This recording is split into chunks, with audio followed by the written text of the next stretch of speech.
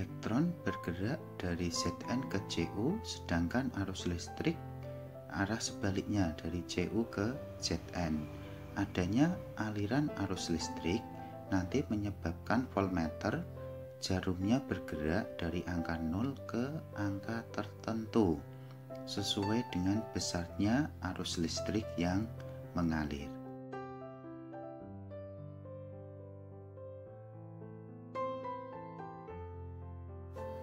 Prinsip kerja sel volta. Perhatikan, ada gelas kiri dan gelas kanan. Di gelas kiri berisi larutan ZnSO4 yang mengion membentuk Zn2+ dan SO4 2-. Kemudian ada batang logam Zn. Di gelas kanan ada larutan CuSO4 membentuk ion Cu2+ dan SO4 2-. Juga terdapat batang logam Cu.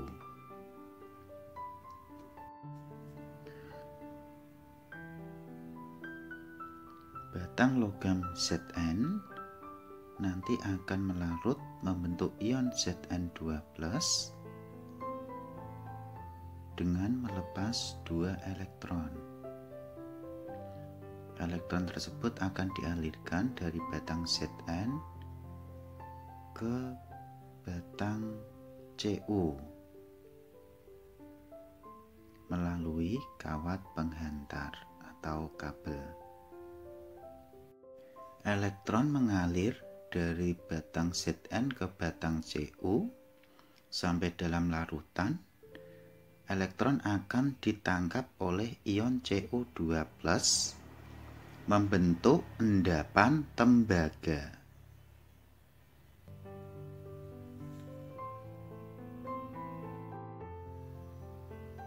Elektron akan mengalir dari logam Zn menuju batang logam Cu.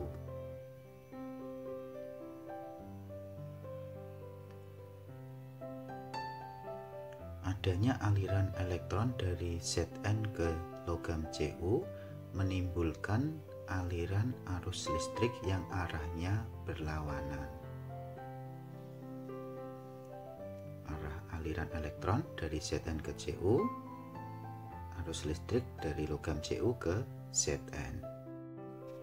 Elektron bergerak dari Zn ke Cu, sedangkan arus listrik arah sebaliknya dari Cu ke Zn.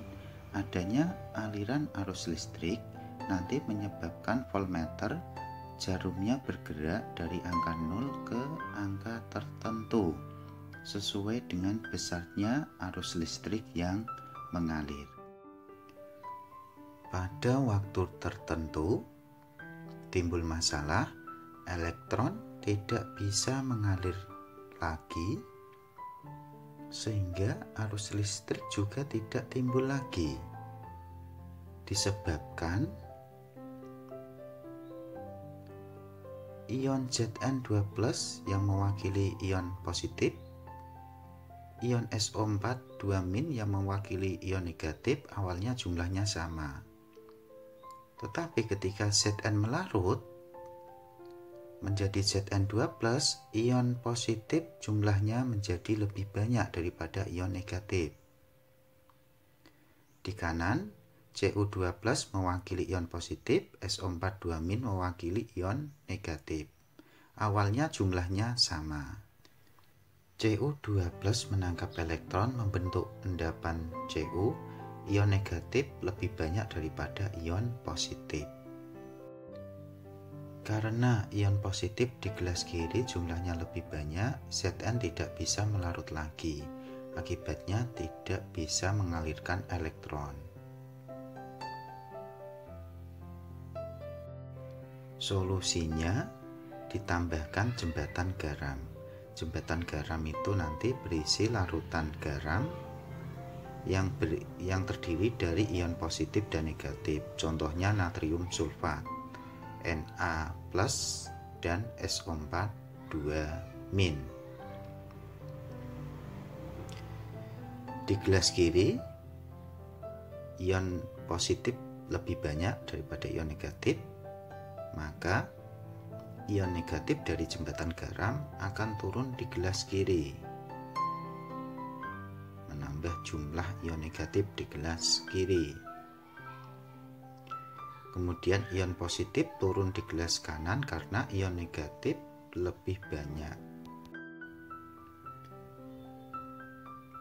Ion positif natrium plus nanti akan turun di gelas kanan menambah ion positif, sehingga nanti jumlah ion positif dan negatif kembali sama jumlahnya.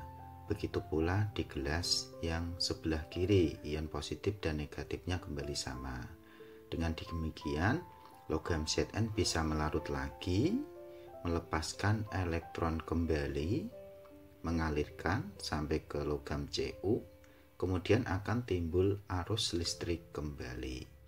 Bagian yang terakhir kita bahas reaksi yang terjadi di batang logam Zn. Logam Zn nanti akan melarut membentuk ion Zn2+. Zn padat menjadi Zn2+ plus 2 elektron, melepas elektron. Reaksinya oksidasi karena melepas elektron. Tempat terjadinya reaksi oksidasi disebut anoda, dilambangkan negatif. Di sebelah kanan, Cu2+ menangkap elektron membentuk endapan Cu2+ plus 2 elektron membentuk endapan Cu, tembaga. Menangkap elektron, reaksinya reduksi. Tempat terjadinya reaksi reduksi disebut katoda, dilambangkan positif.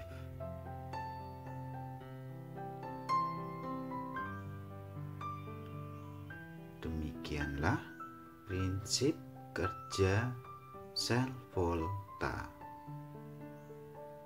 Terima kasih.